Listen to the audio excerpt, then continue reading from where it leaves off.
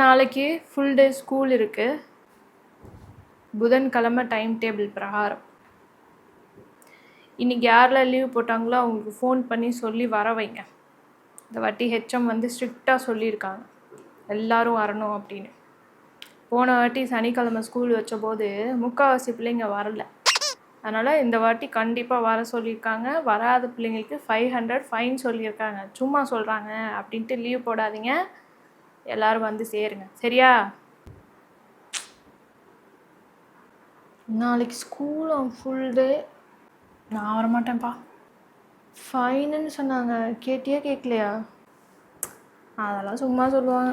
நான் எத்தனை சனிக்கிழமை லீவ் போட்டிருக்கேன், எப்போயாவது ஃபைன் வாங்கியிருக்காங்களா?